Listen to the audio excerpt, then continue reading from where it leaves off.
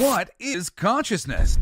The live stream of consciousness is on a quest to unravel the mysteries of existence. Every episode, we ask the fundamental question that has captivated human minds for centuries. Is consciousness merely a product of our brains, or does it connect us to something greater?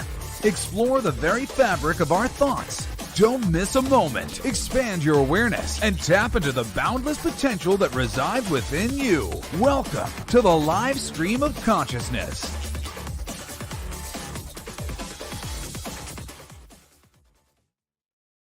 Hello, hello, hello. You made it again. It is Thursday, June 15th, and I made it as well.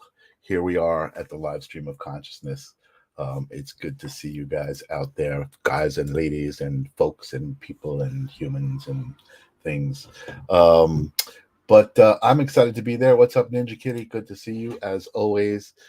I'm excited to be here. Life is moving. I cannot believe it is June 15th already. Oh my God, it's the middle of June.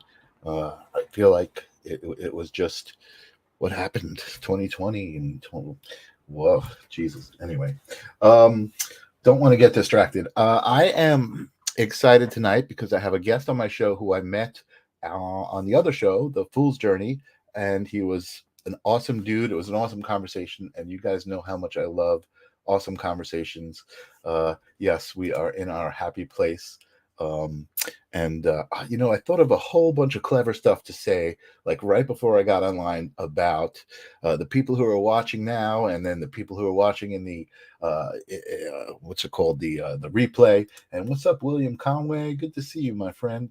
I forgot all of what I was going to say. So here we are in the moment, and I'm going to just start introducing my guest. I think I did start introducing my guest. I'm going to continue introducing my guest. So without further ado, welcome to the live stream of consciousness, the Rebel Yogi himself, Rebel Yogi Satya. What's up, Rebel Yogi? I don't hear you. All of a sudden your sound is not working. We were just talking right before. Nope, I'm not hearing you. Hold on a second. I'm talking about the replay. Yes, Randy, I was talking about the replay. That was me. I think I'm back. Oh, you are back. Welcome. All right, let's do this again. Welcome to the show, Rebel Yogi Satya. Thank you. It's good to be here, Michael. I'm excited to talk to you, man. We met on The Fool's Journey. You're a friend of Brian, who is the host and the reason for The Fool's Journey. Mm-hmm. We just had such an amazing conversation. And it was like, when I meet people like you, I'm immediately like, oh, you got to have you on the live stream of consciousness. Yeah. So welcome to the show. We do have a little bit of business to take care of. I call it business, but it's actually really the reason we're here. And Jesse said it in the introduction. I realized I'm giving away the whole thing right in the first moment with that new introduction that I made. But what is consciousness? What is consciousness to you, Rebel Yogi? Wow, you're starting heavy, man. What is consciousness? We jump right in. Yeah. The age-old question, the deepest spiritual question they say is, who am I, or what am I? And thank you, Lily Ninja Kitty, for your welcome. And what I find is it's more of a question rather than, let me give you, we did an exercise in this Babaji's Kriya Yoga initiation. And one person goes, tell me who you are. And they just sit back and listen. And the other person goes. So the first person I was with was going like, I am a woman, I am a teacher, I am a this, and listed all the roles we play, And then I thought I was so deep and spiritual. So when it came to my time, I go, I am consciousness, I am a soul. I was giving a bunch of labels and lists also. It was just more, spiritual. Right. But I think what we start seeing is it's hard to define, what is consciousness, some kind of awareness, but perhaps the question, who am I, is more directing you in that negative concept of what you're not. You start saying like, okay, I am a teacher, but that's not who I am. Say I lost my job, I don't somehow disappear. Or, I have a male body and I function through that, But just like a car, it's not who I am. It's just my vehicle to interact with this world. And it might influence it in a certain way. Right. And so who I am seems to me really more about that witness, that awareness, that one who sits back and watches, right, and who participates through this body. And whether they participate through their own karmic dharma or whether they participate active choices, it's that kind of witness. So I would say consciousness relates to some kind of awareness that we are.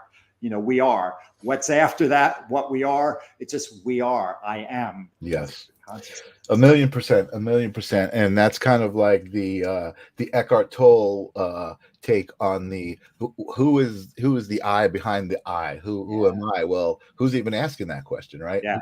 Who's asking who am I? Wait a second, and that's the that's where you start getting into it. Absolutely. So yes, I start deep, but it's easy place to go and put us all on the same page, put us in the mood to have these conversations. And so after hearing that and kind of just knowing where you are, thank you, Frankie D, by the way. I see you out there. Knowing who you are, the question is this: I'd love for you to share a story or a moment when you realized there was more to the I than the guy, who you were, your body or your person, your name. I've only shared this story a few times, and this was, one might call it, using our spiritual terms, like a satori, a moment of awakening or something. I was very deep into my practice. I very consistent with my meditation, pranayama meditation, all this stuff.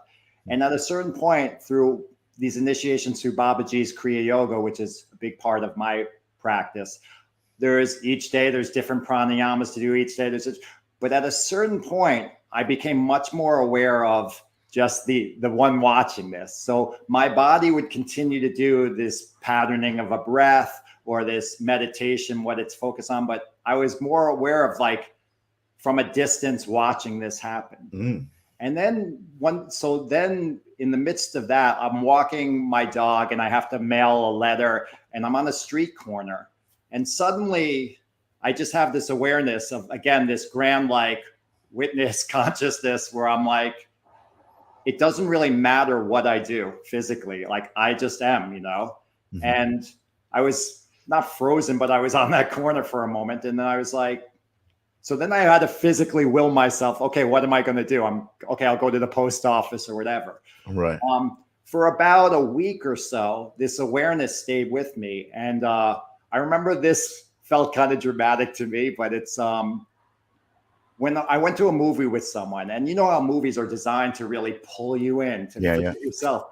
But I was aware of myself sitting in the seat for 2 hours straight. Partly, maybe it wasn't the greatest movie, and that was helpful. But I was just, like, kind of aware of myself. Right. And that stayed with me for a week. And it dissipated. I got caught back into the world of, like, the egoic and caught up in all this stuff and, whatever. But it really, there's still always a part of me that witnesses, even as I'm talking, there's a part of me that's, like, watching this talk. Yeah. I was just experiencing the same thing. That's awesome that you said that. Yeah. And guess what? When I get caught up in arguments or whatever, there's a part of me that's literally watching the argument, and it's not judging. It's not like holier than thou. It just watches, and it's like, love that. You're welcome here too, if you want. And I love that. And Hat Powser's out there. What's up, Hat? What up, my ascending fractal wonders? I love that. Thank you. What's up? We're here in the moment, and you're here, and we're discussing all this cool stuff.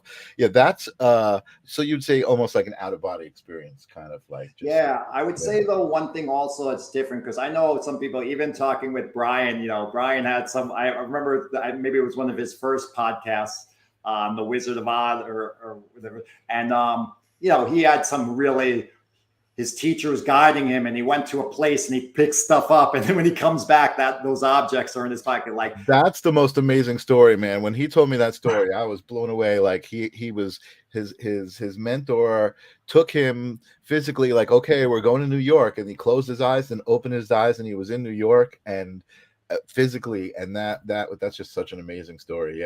Yeah, so I'm always fascinated and amazed by that. Like I look at that with wonder, but I really do think my experience, as well as what I kind of consider from my limited perspective about consciousness, enlightenment, is really, it's a little more mundane and regular.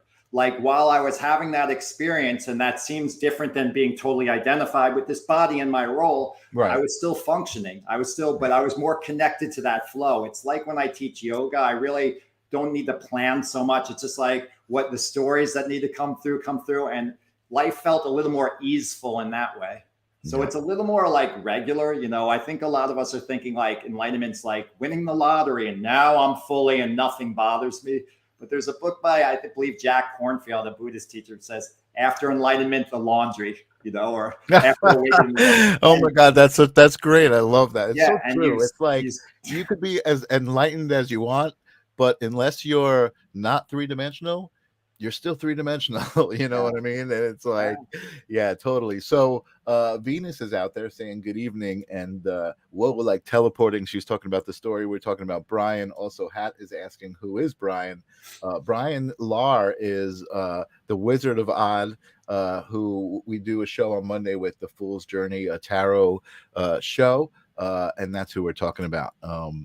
But Venus, you reminded me what I was going to say, and that is that if you're here, just say hello. I don't always know who's here. I love to know who's here. I love part of this is not just me connecting with Yogi Satya here and having a great conversation. It's connecting with whoever's out there viewing in the present moment, and also on the replays. And what I was going to say is that if you are watching the replay, make a comment. Let me know you're watching. Let me know what you think. If you feel connected to this, if you like it, if you don't like it, let me know. I don't think I need the validation, but I just feel like the connection is worth it. So, and we've got the quiet out there healer out there saying hello. What's up, quiet healer? Good to see you always. So, okay, so we're done with the business part, which is relating the story, but that also gets into who you are and what you do. I love your website. Hold on, let me put that up here. And that was another thing I forgot to say, which was I love the tagline on your website. And I was going to introduce the show and say, all right, we are about to be authentic without apology. And welcome to Yogi Satya. So I just put your website up at the bottom of the screen. I'm going to bring it up, but I would love you to take the stage and tell me all about who you are and your philosophies about like rebel yogi. What does that even mean? And all of that wonderful stuff. So why don't you go ahead? I'm just going to bring this up right here. Oh, cool. So when I was working with a guy who I was pretty good friends with on Facebook, and we were working on the web design, and the long story of just a little part, it kind of affected our friendship a lot. And so unfortunately that didn't happen, but I want to talk about the tagline. So we were working on stuff, brainstorming stuff. And there was something about like, live your ultimate, it was one of these like very commercial lines, like right. He was liking a lot, like, live to your full potential and blah, blah. And I was like, it spoke to me a little, but didn't speak to my heart, and early on I had written be authentic without apology, but that one became in like deleted file. And I remember seeing that movie. What's that movie that there was a musical called something Hansen? A story about a kid, Eric Hansen or something. So I saw that on an airplane, and I just remember like, this kid in the story, without giving you spoilers, he's playing kind of a role, and Dear Evan Hansen is the name of the movie. Dear Evan Hansen, yes. He's playing a role like where he's kind of misinterpreted as something, as a friend of this guy, and he kind of plays it up. And at the very end, he kind of has to come clean, it seems, and there was something that just after I watched that movie, I was so touched, and I was like, that's what, it's about being authentic. It's not about being the best friend of everyone or this role. It's about being you and Who accepts that? Cool. Who doesn't? Like you said, you don't need the approval. You're just being you. And so that really, and at that point I said, no, that's the line. Be authentic without apology. And even when I directed this guy, I wasn't looking for him to give me advice. No, I'm like, no, this is the line. It was very That's clear awesome. that Yeah, that's open. perfect. It's perfect. Also, great way, by the way, to describe Evan Hansen without giving it away. That was awesome. Very nice job there. Yeah. Yeah, authenticity is something that we talk about a lot here on the live stream of consciousness. I think that it's the great thing about authenticity is that you can't fake it. You know what I mean? And that's what I think is so appealing about it. When you meet someone who is authentic, Yeah. you know they're being their authentic self because you feel it. You can't deny it. And I think that's also a huge key to self-love, obviously, but also besides the self, connecting with others, authentically. So I love this whole philosophy of be authentic without apology. And so tell us more. Well, I'll share a teaching story. I believe it comes from the Jewish tradition, but it might be applied to different ones. So the old teacher Susa was about to get ready for death. He's getting towards that end, and he's looking very worried. He's kind of worried, and people are like, I don't. And so they go, Susa, I don't understand. You've always been a humble guy. You've always been an honest man. What are you worried about? And he goes, well, I'm going to be meeting God face to face soon. And he's not going to ask me, Susa, why weren't you more like Abraham? He's not going to ask me, Susa, why weren't you more like Moses? He's going to say, Susa, why weren't you more like Susa? Love that. And so when we talk about, again, being authentic, and again, who knows, we can all have our philosophies of consciousness or this. For all we know, we might be in some plug-in virtual reality matrix battery, but it kind of comes to reason that we all came here as part of this soul fractal, as one of your guests has said, to be that fractal, to be that aspect of us. And how many of us are really playing roles, and we're going to live pretty much a costume life? Like, that doesn't seem why we came here. Maybe part of why we came here is to actually find our flow, find our expression. And guess what? Not everyone's going to dig it, but that's not who you're meant to be. Like you said, you like to find the people that vibe with you. You have some experience to share, and you can disagree as well. Yeah. So if you're not really yourself, think about if you're at the end of your life and you're like, yeah, I did a good job faking. Like, how satisfying is that? Right. Oops, sorry about that. I meant to switch it to this so we were even size.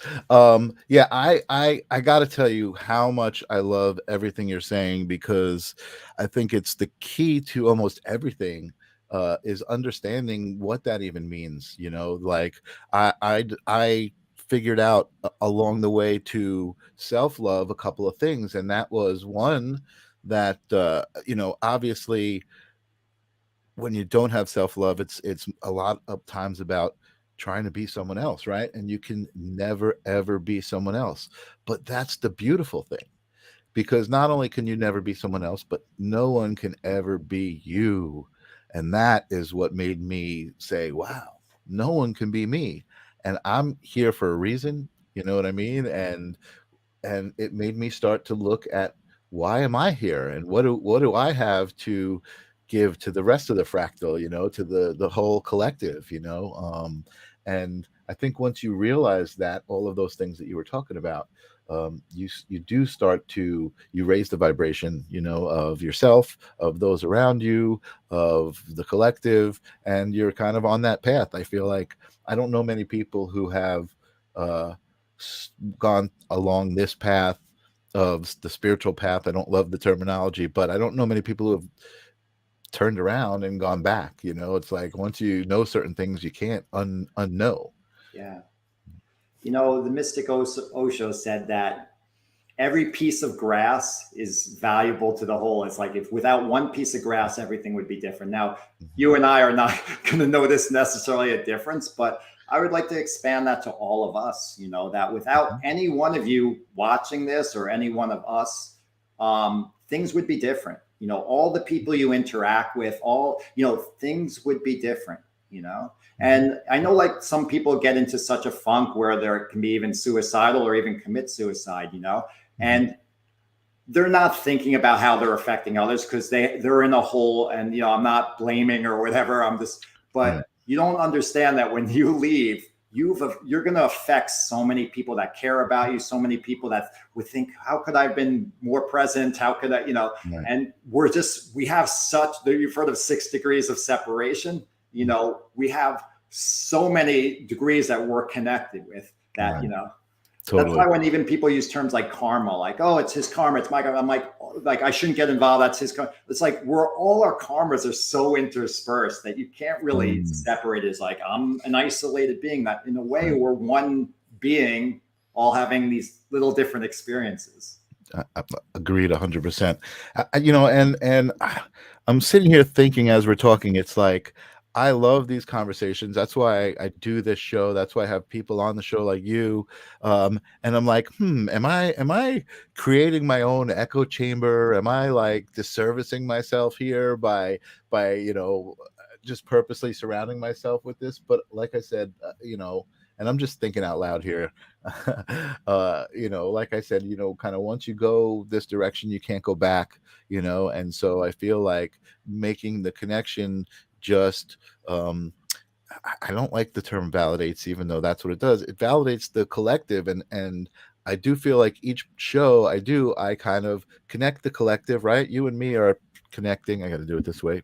We're connecting, and anyone who's watching, like you said, and it's a special moment. And again, even in the replay, someone who stumbles across this and starts to watch it and resonates with the things that we're talking about, you know what I mean? It's the ripple there, right? And it's the pond. There's so many metaphors that I love talking about as far as that describe that oneness, a drop in the ocean, that you were talking about, the grass, that's one I like. I don't really hear that one too often. Confirm is a good word as opposed to validate. Yeah, that's a good one. I do like that. And I'm going to add something. And I know the Mystic Osho is also very dear in my heart. Just a little, very small background from it. Way back, I was going to write a piece on spiritually incorrect enlightenment, something like very like not how many people think of it. And this is back when there were bookstores and not, booksellers online. And I put in order for this book because it had a few keywords. It was autobiography of a spiritually incorrect mystic, so it had buzzwords of spiritual and that. And when I first started reading that, it was kind of an Osho autobiography. When I started reading it, I was like, that's how I feel. Right. Oh my God. And more than stuff like, and I'm not invalidating this if people feel this way, but more than like, we are all one, like those were often very pithy things that sounded right or felt like maybe that's the absolute, but I didn't feel it. And I've challenged this. Maybe you heard me say this before, but if you're really feeling we're all one, then if I go into your bag or into your pocket or touch your body, hey, I'm just touching my own body. Your money is my money. Like we really aren't living that, because in this plane, there is a certain need for boundaries and separation.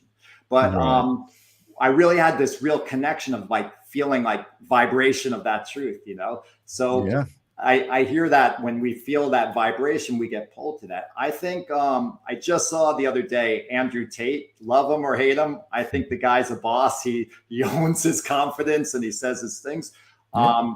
He was being interviewed while he's on house arrest by BBC, and the person was very hostile and very trying to put him down. This guy owned it. And often during that, he said, he goes, look, I'm enjoying this. It's not like, like his people were like, and he's like, no, I'm enjoying it. So talking to you about getting like-minded people, as long as you're enjoying it, imagine if you had people who didn't vibe, it would be another discussion. It'd be another thing. And that's cool too. And that can serve a lot of people because we want people to come to their decision based on their vibe and their decision, not just because we're just sharing one angle. Right. Absolutely. More kind of confirmation of the collective. Thank you for the word. I want to address a couple of comments. We've got a very chatty comment section tonight, which is awesome. Venus says what you do to someone is you do to yourself. And that's kind of what we were just talking about. William Conway, understanding that is usually what stops me, to be honest. That makes sense too. Hat Pauser years ago, I had a precious college student sum it up this way. Of course, I can change the entire universe right now, making it include me having lunch. I love that. That's that's what you were talking about. Like you're still human, no matter how spiritual and how much understanding you have. You still got to do the laundry. But I like what you said also earlier, is that people on the spiritual path, once you go, no one can just go back totally asleep. It's like Yeah. once you see the matrix, you can't just ignore it and deny it. Yeah. Without serious heavy medication or something. Right. But I think part of it for me too is also now learning to understand and have compassion for those who don't. Right, for those who are asleep, and understanding why. Understanding, oh, you know what, at one point I was conditioned the same way. I kind of grew up with those same kind of what do they call it, paradigms, kind of being taught to me. Hat Pauser can't quite put my brain on the quote about changing one thing changes the universe entire, or this universe anyway. And the wizard is here and says, man, Michael, you'll let anyone on. What's up, wizard? Good to see you. So that's how you came up with Rebel. And Satya is a beast. Woohoo! Definite beast. So let me just say one thing about Rebel also. Because a lot of people think Rebel is kind of like the anarchist. I'm rebelling against. And really, you're rebelling for. Again, a rebellion is really more of an individual thing. And often, like I would say, like Jesus was a rebel. He was. So I'm saying, all of a sudden it becomes coagulated, and then it's like a revolution. It's different, but it's like now we're following this and be like Jesus and be like Muhammad. And I would say, with the risk of offending people, Jesus and Muhammad don't want you to be like them. They want you to be like you, and you could admire their qualities. You could admire the quality of love, but they want you to love your way and how you came to love, not their way. And if you're being a cartoon of Jesus or Muhammad or another teacher, you're not being what you came here to be. It might be similar and it might be different, but believe me, these people understand that you are you. And so that's one danger of a lot of religions become revolutions of sort. We're all just following the same theme. And so the rebel is really looking at their individual path and willing to step away and step out of that. Take the red pill, as Sam says. The red pill of more than even fit. Look, we still want to fit into society in a certain level because it becomes just friggin' uncomfortable, And that's where I have challenges with some of the new agers who are just like, no, it's, I'm like, how do you friggin' live like that? It just becomes, you're making your life very difficult, so we can still, and sometimes this goes with, you don't have to always voice your opinion. You could do more listening than talking. You could understand people where they're at. You don't have to fight everything, but you do know at a certain point what really doesn't serve you, what's really offensive. How many of us, if someone says something in a group offensive, say it's something racist or whatever, and you feel like uncomfortable, how many of us will, I shouldn't really say anything, I'll just leave it. Like, that's where something vibes, and the collective wants to hear your voice. It doesn't mean you're right, you're wrong. So good, and that's where, again, that rebellion against, I don't want to stir the pot. No, be you. And that's what I think being a rebel is, more than like throwing bricks through windows. That's just someone who's destructive. But like you said, there's also that other word, authenticity, that needs to be put into that, because I think a lot of times there's this kind of, especially right now, right, in this time in humanity, we all know there's some shit that's been thrown into the mix that is throwing us off, whether it's intentional or not. It's throwing us off, right?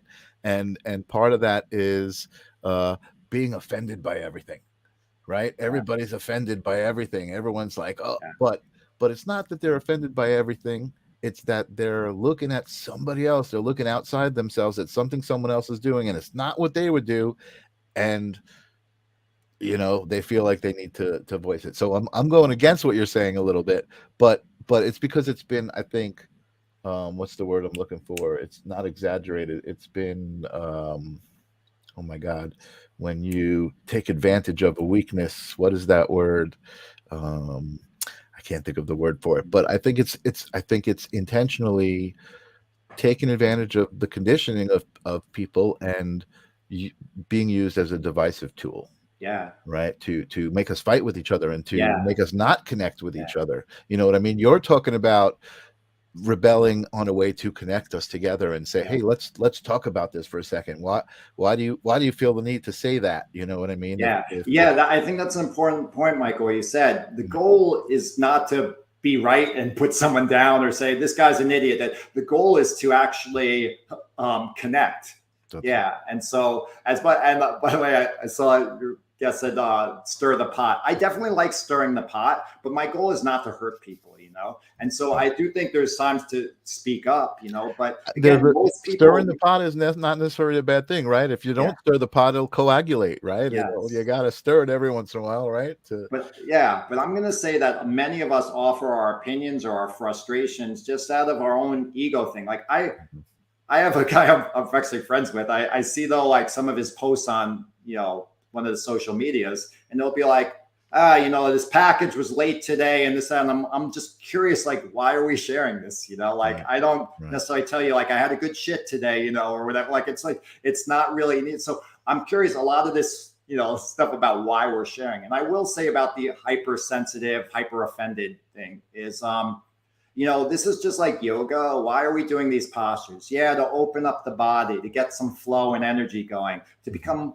But I think a lot of it is really, as a microcosm for life, is to be under stress and figure out how the only two things the Yoga Sutras say about the asanas, to be grounded and to be calm or relaxed in that, you know? And so the idea that people literally, if it's not ideal to you, I just taught a yoga class tonight and I gave the example of the three bears and what's it? Who's the girl who goes? Goldilocks. Goldilocks. Thank you. Yes. And it's too hot. It's too cold. Yeah, exactly. Right. So she's going to be miserable if it's too hot. She's going to, oh, it's just right. In your life, when was anything ever just right? You meet this person, they have so many great qualities, and we start magnifying the one that's not just right. That one quality that's not just right is there for you to figure out how to ground, how to be centered, and how to love that. You know? So what's so cool about again, I don't love the terminology, the spiritual journey, is that you start to see your reflection in everybody. And you don't start to see, you don't start looking for the things that aren't right with that person. You start to see the things that are right with that person. You start to see more light than darkness. You start to react to people differently. Of course, listen, there are all sorts of personalities in this world, and we know that, right? Everybody's got to deal with certain things, and it's unfortunate that conditioning that I mentioned earlier is related to operating from ego, right? A lot of people do. But again, I think that the more spiritual you get and the more you love yourself, the more you're able to deal with that. And something that I've enjoyed over the last couple of years is navigating those relationships, right? People that you meet that are tough, to be able to navigate those relationships to where they really don't like many people, but they treat you differently because the way you treat them a little bit differently, right? And the way you still even love them, even though they don't necessarily get that from other people. Does that make sense? Yeah. Matt Kahn said he has a program or a book that says, whatever arises, love that. You know? And to me, that's really saying, it goes back to unconditional love. Is most of us are playing business games. You know, you do this for me and I'll love you. You provide this for me and I love you. And all of a sudden, the wallet's not providing or the sex isn't providing. And then we're like, and it's like, sure, we can discuss and get frustrated, but where did the love go? Is it just a business negotiation? If you actually love every experience, and what you said about reflecting, I think this is a huge point. If you actually see people as a mirror, instead of focusing on their flaws and their problems, you start going, man, how do I do that? You know, in my own way. And just like I said with Jesus and Muhammad, we're not going to be exactly flawed in that way, but we're going to have some. If it's a selfish thing you see, we're all going to start saying like, yeah, there's times where I am much more self-focused in a way that's a little selfish, you know? Right. And so that to me is another super deep spiritual practice, is rather than worrying about them, because that's not my problem. You know, that's your problem. I could walk away. I don't need to interact, you know, but what am I learning from this interaction? How is it reflecting like me? Maybe it's a lesson I learned. And if I learned it, like you said, maybe I can honor them. They're still learning it. Why am I beating them up? That's it. That's exactly what I'm saying. Yeah, totally. I want to catch up here. People are Yeah. again. We got I love hearing what great chat people have room to say. tonight. Thank you so much, people, for interacting with us. Hat. I'm going back to talking about everybody being offended. Grown ass humans don't get offended. Somebody else's bad behavior is their problem, not mine. Says everything about them and nothing about me. You know that's the truth. And it's so funny. Like the people who scream and yell about their right to say what they want to say. Hey, say whatever you want to say, but know that what you say is going to reflect on who you are. And if you're saying some crappy stuff, Yeah, it's your right to say it. but that's what you're saying. You're saying crappy stuff. You know what I mean? So that's for sure. Quiet Healer is saying exacerbate. I think as me looking for that word when someone takes advantage. It's not the word. It's when someone takes advantage of your weakness. If anyone knows that word, it's damn it, I can't think of it. Anyway, truth stirs the pot. Aside from people's added ego, Sanchez's rebel definitely makes you think about and question your own answers and see if there's an alternative route. Absolutely, that's an important skill. Looking for stuff to get offended at is part of otheritis instead of focusing on themselves. Yeah. It's so true. You see the things about you that need work, absolutely. And that's the great thing about the spiritual journey is, you know, your scope of understanding just grows and grows and grows, and you start to see yourself in not only other people but everything. You see your role in the world. You see, you know, your energy that you're putting out. You see your own, you know, footprint. And I want to comment on Wizard of Oz's comment. You see the things about you that need work. There's one danger in the new age world is that you have a certain awakening or a certain feeling like, you know, or you're very good in downward dog, and you kind of start thinking, many people start thinking they don't have more work to do. You know, they think they got it, you know, and then what they do is they surround themselves in their fishbowl with the comfortable people that support their ego and say, yes, you're great. And yes, this, that, and they don't grow. And if you have an understanding that there's always more darkness in you to bring light to bring the light to, you know, and you don't surrender. And this keeps you also open to hear differing opinions and stuff. Yeah. Most of us, when people talk, we're immediately ready for our response, you know. Yeah. How about this? Here's a great meditation for you guys from practice. Ready? Yeah, I love it. Share it. I'm not going to tell you to focus on your third eye. I'm not going to tell you to count your breaths even in and out. What I'm going to say is this. When you're talking with someone and they're talking, as they start talking, become aware of your thoughts. You're like, oh, I have this point, and just gently let it go. Trust that it will come back if you need it, and just bring yourself back to listen. And when you find yourself judging, that was a stupid, just push it gently aside and bring yourself back. So the one pointed awareness is just listening. It's not looking at them or it's not concentrating. It's just being present. And you'll be surprised how much work you have. It's just like when you try and meditate and a million thoughts are coming. But more than just that work, you're doing work on yourself, but you're also being present. Most people don't want answers, don't want this. They want your presence. That's a tremendous gift you can give. So you're going to be meditating. You're going to be honoring someone else. Dude, sick, right? I love it. And you know, you talk about it very similarly to our friend Steven Durante, who's been on the show. He's a meditation coach, and he talks about the hamster wheel. And you actually mentioned it earlier too, about like just like life, you know what I mean? Like life is that hamster wheel, which you wake up and you get on that hamster wheel, man. Like as spiritual as you are, that hamster wheel is still the routine. It's still, you know, there's still, you know, whether it's a frantic hamster wheel or a very calm, like, okay, I'm on the wheel. I got these things to do. I'll be off the wheel soon, and I'm not really worried. You know, you can still be on that wheel and be calm and cool. But yeah, you're talking about so many. That's just such a cool way to look at it. I love that little nugget that you just gave. I think I'm going to make that a soundbite. I think that's awesome. And Sanchez is telling me exploit. Yes, that's the word I was looking for. Nice. When you exploit someone's, I think that's the word I was looking for. Yeah, no, that sounds it.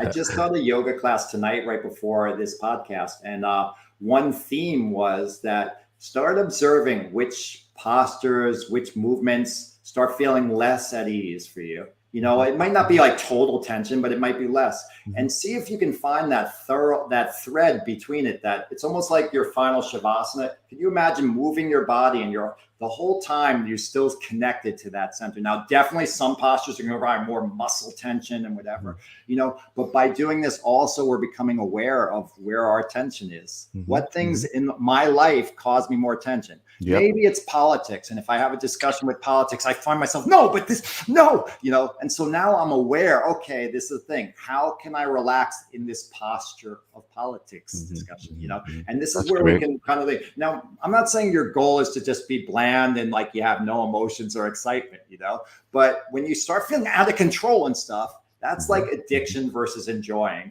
You know, that's like enjoying a drink versus I must have a drink or I can't function. And now it's affecting my life. So let me ask you a question. As somebody who considers themselves, you know, elevated, advanced, awakened in many areas, how often do you find yourself in that place? In which place? What you were just describing, where you just kind of, you react to something and you're just like, oh my God, like politics makes you feel, are you able to control where you exist? Do you I mean, do you feel like that's an important place to go every once in a while and you should do that? I'll sideline a little bit. I'll answer. I'm not avoiding it if you think okay. So one of my favorite teachers is Adyashanti. I don't know if you're familiar with them.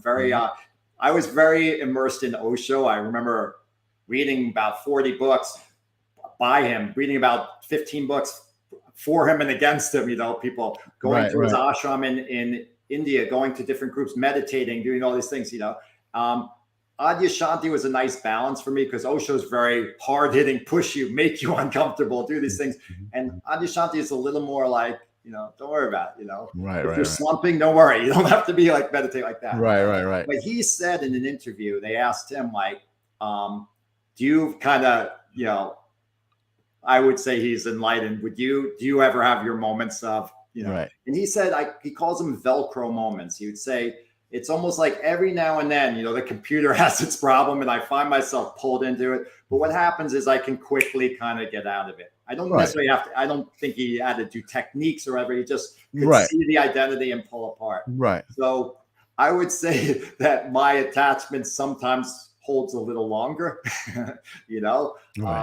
And so I definitely can find myself stirred because, you know, I feel it's like, this is my own issue, by the way. I'm not blaming anyone out there, but I feel like if we're having discussions, debates, like we have to agree on some basic principles. For instance, I had a friend, we were talking on the phone and he kept interrupting me.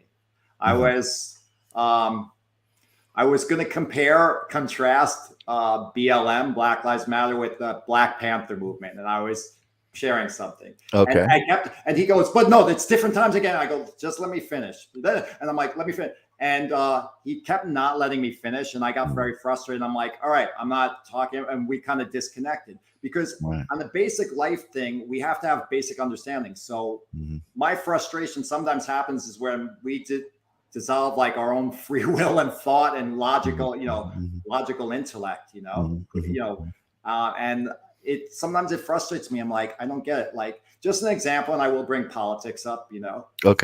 By the way, when I'm in yoga, you know, studios are like, don't talk about politics and religion. And I'm like, I'd like to. And recently a bookstore invited me to teach there, workshops and stuff. And she actually mentioned that. And I said, you know, hey, look, I'm not picking sides, but I like to bring real world stuff because we're all looking at that. And then we go, no, my spirituality is sitting on the pad, you know? Right. So if you're looking at documents that are supposedly confidential that Trump took or whatever, and you're not also, and you're saying that's bad, he should be arrested, and you're not also saying that Biden took documents when he wasn't the president, because only the president can declassify, when he was a senator, when it's this, you're not doing that, we're not on the same playing field. Like I can't have a discussion that you don't actually see that, that's similar and it should be. And again, that's just one particular thing. I'm not saying right, wrong, either one. But, So I find myself, I think you are. I think you're saying both wrong. I think you're saying, you know, I was seeing some of that too, and people saying, well, if this person, you know, how could you say anything when this person got away with it? And I'm like, well, just because that person got away with it doesn't make it right or okay. So we should let anybody now not get away with it, or you know what I mean? It's just like Yeah, and again, I'm not going to broken. say all right or wrong. I'm gonna say there's a lot of more nuances to that as far as what the right of president can do and what other things. But I just find it amazing that people will be like, one thing's wrong and the other one I don't care about, and I'm like, all right, if we're establishing right and wrong, we have to still be on that. Good night, Venus. We have Venus Yeah. has to go to bed. She's tired. Okay. So, Yeah. So I do have my attached moments, and I still work on that because I don't feel at peace with that. I can still, part of me, witness it, but still my body is freaking getting excited or whatever. And also, as someone else said, is like, I want to actually respect, and maybe you said, I want to respect these other people and love them for their different opinions and honor that first. And I'm not doing that if I'm getting caught up in, but the right and the argument, it's so tough, especially today. Like I said, we're going through some craziness because I think even people who are the most spiritual that I know are getting pulled into left and right, like kind of like the feeling of with his need to get involved with these, I call them distractions, you know what I mean? And anything that has to do with transgenderism, like listen, I'm sure you feel the same way I do.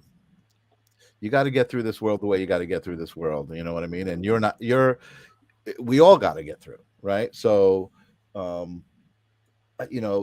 feel a certain way, but then there's all of these things in the media that make you think about how you feel, and you're ping-ponging in your brain, and you're like, wait this, wait that, wait this, and it still boils down to love, right? What you have in your heart. So it's like the only way to get back to love is to kind of tune some of that out, you know what I mean, and disconnect from it and not engage, and be like, okay, if that's what you guys need to engage with, I'm going to respect that, and I'm going to respectfully step over here. Yeah. You know So what I this mean? is the danger of like the media and the news and all that stuff. Mhm. And what I would say is a lot of people look.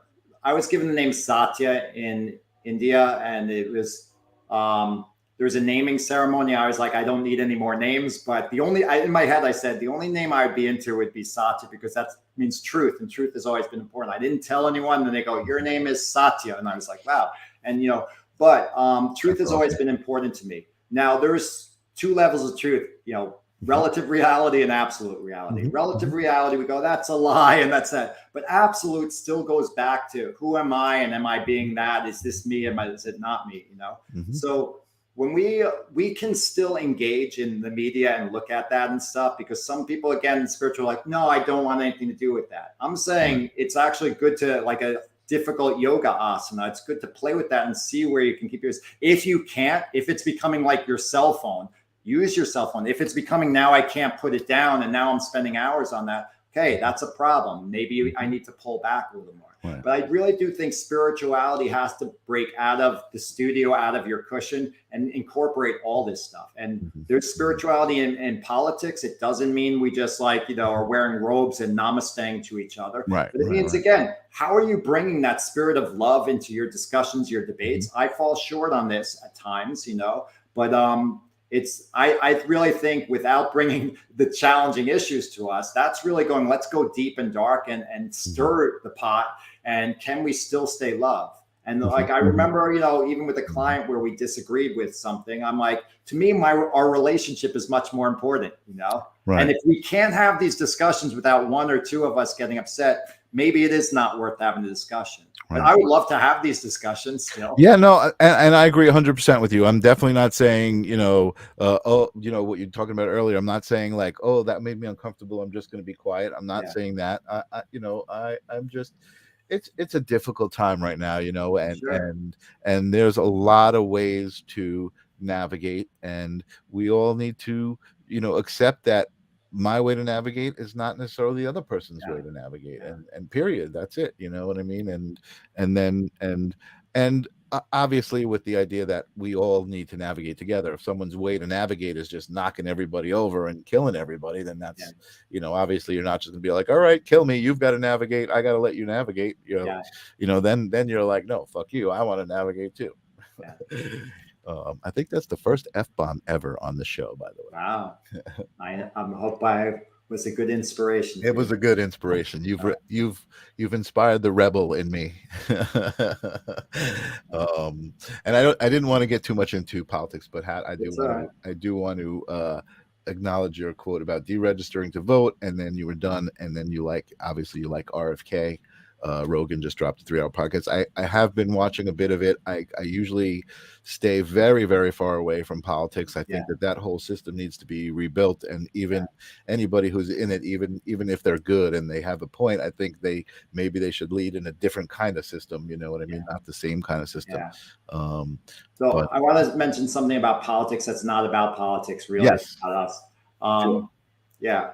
So people will say, like, the people have the power. And I firmly believe that. I think, I lived in New York City for a very long time. I was like, if we want the subways to be $1, if no one rode that and say, we're not going, now it's like $2.75 or whatever, if we're not going on this, but just like the bus boycotts, Martin Luther King Jr. arranged, But the problem is most people, are like, well, it's convenient, or I'm just going to, and it doesn't work that way. But you see already, and again, I'm not saying about the issue, I'm just saying about the power of the people. You see that both Target and Bud Light, all of a sudden, based on certain policies or promotions they did, got killed. They're selling billions of dollars, literally like $15 billion down, because the people said, we don't want that. But the other side of the thing is, there are people, whether it's politics, whether it's billionaires, whatever, who have more influence, whether it's social media people who have, 10 million viewers or whatever, they have more influence. And I think we're delusional in thinking that some things, again, our system right now might need to change, but we have politicians that represent, and they have a bigger voice and they influence. So we still have to work with the system and understand our limitations within that. Again, I do believe the people have the power ultimately, but I think we're so broken apart, like you said earlier, by Well, I think that's the motivation behind that division is because if we were united, we would know we have the power, and I do have faith in humanity that love will prevail. We will realize that is the power, to use to prevail, totally. So, and then how to saying, the more I know, the less I understand, Don Henley. The more I know, the less I understand. Yes, absolutely.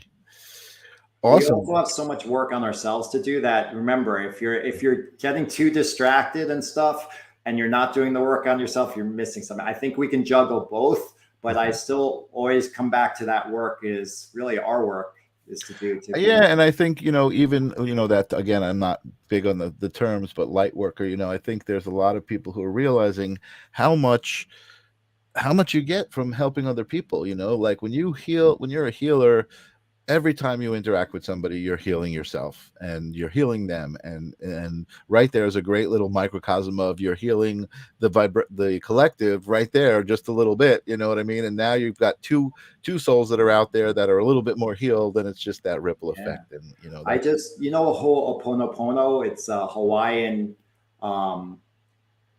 technique, ritual. Really, I think it expands more when people had problems or the whole community, the whole family structure got together and it became a whole like family healing. But it's more simplistic. There's a few phrases. I'm sorry. Please forgive me. I love you. Thank you.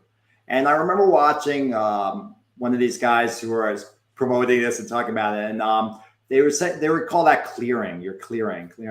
And I use that a lot. And I found it helped me get on flights when this and there's that. And so part of me, there is a part of me going like, I'm using it for that, but I had a different insight about it.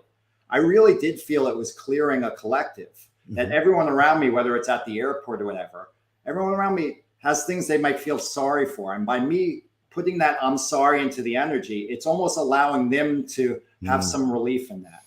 Please forgive me. I love you, and thank you. And I really had that sense that I was serving everyone, and I was still trying to, get on my flights or do whatever. But I started seeing the beauty in that.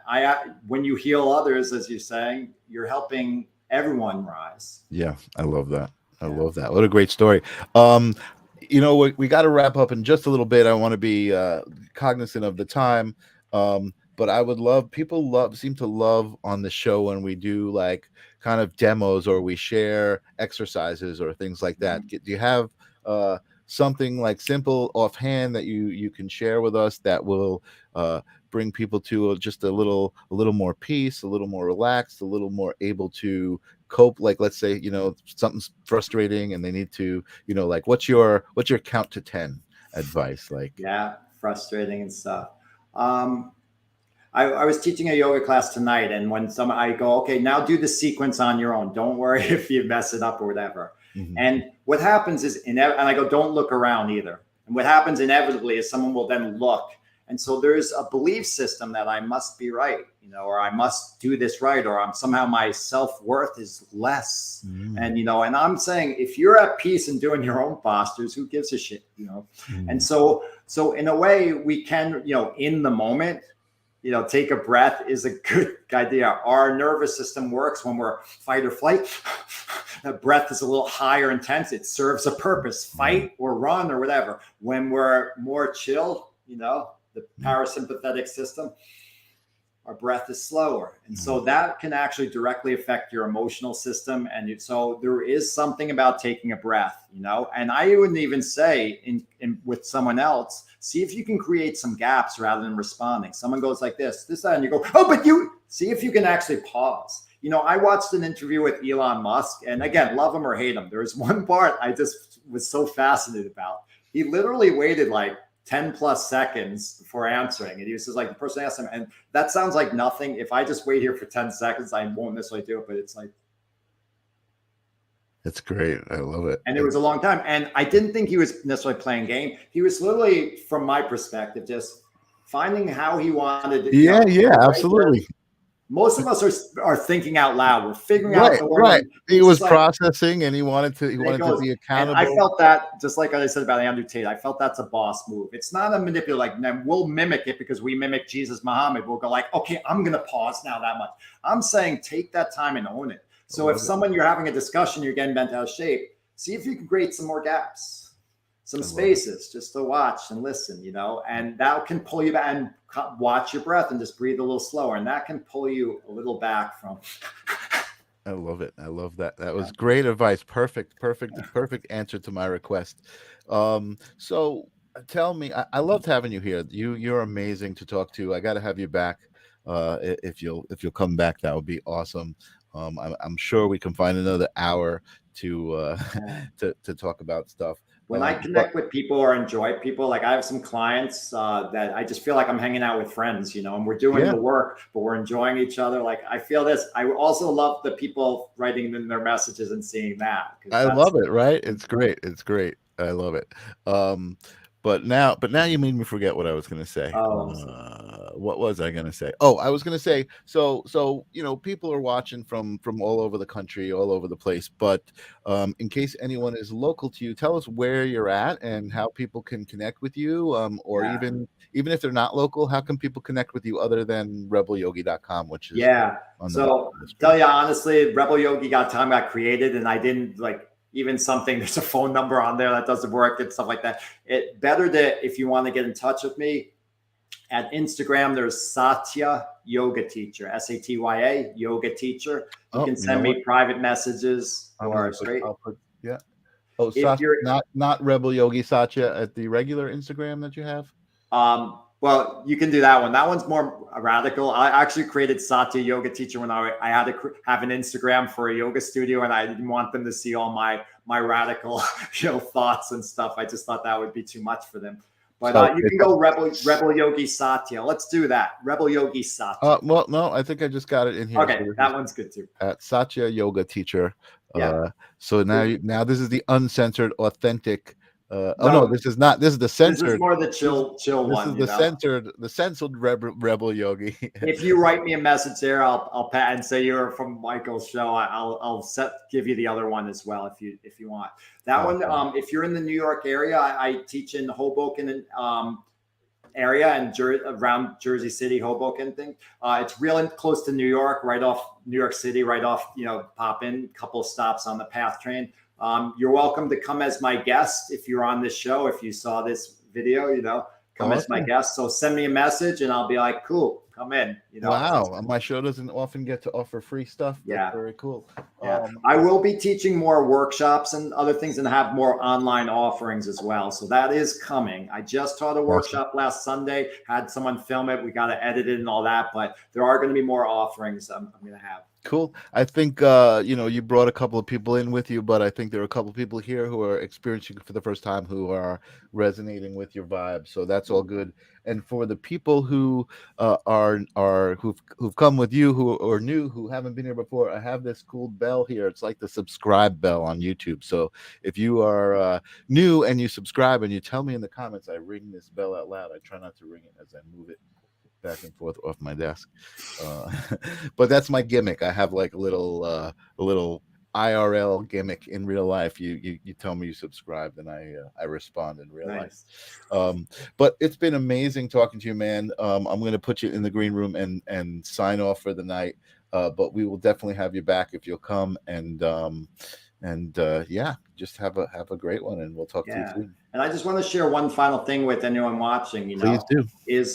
Remember, like, we're all so special and unique, and we all have, and we often look at people talking, when we think like, oh, he's more like known or something, whether it's these big people or no, we all have our value and our thing. And so I want us all to remind ourselves to take from whatever you hear. You don't swallow it whole like gospel, but you say, how can I utilize a technique, an idea that I can bring into my life? That's how we learn and grow. If we just read a bunch of self-help books and never put it into practice, we have a great library, but we're not actually improving ourselves. So think about yourself, how you want to step up in the world, take pieces what you enjoy, and then start putting your authentic self out there. Totally. Thank you so much, Rebel Yogi Satya, for being here. And we will talk to you soon here on the live stream. I'm going to thank you so much for having me. I had a good time with you. Hang on, and I'll talk to you in a minute. I'm going to take my customary exhale from an amazing moment, and I'm going to just expand on what Rebel Yogi Satya was saying, which is, I guess I should just call him Yogi Satya. Rebel Yogi Satya is like the formal version, and that is, people have said to me like, oh my God, I've seen your show and it's so amazing, and I'm just like, I don't even know, this came out of just life, right? Just doing the broadcast with Jesse, and then him saying, hey, I need a co-host. I never expected to be talking to people and expressing this, and it just felt right when I was doing it. And I'm me. I'm just doing me, right? I'm not anything special. If you want to express yourself this way, reach out to me and talk to me, because I can train you in StreamYard. I can help give you a introduction and an outro and all of that stuff, and I can help you do your thing. And I'm even actually now producing remotely next week, starting the 22nd, with Grace Grella once a month. I'm going to be doing her psychic medium show, the new Grace Grella show. She's going from public access television to live streaming, which is pretty cool. And I'm going to be in the back producing and taking her live calls and giving them to her on the screen, and it's going to be a lot of fun. So, find the special in you. Reach out to me if you want to do this. It's so much fun. It's so great to connect to people. Yeah, that's my spiel. I will see you guys next week. Let me open up my calendar here and see who I've got coming next week. I have Stacy Snare coming next week. She has her own wellness center, and we're going to learn all about her next week. And until then, I will see you. Peace out from the live stream of consciousness.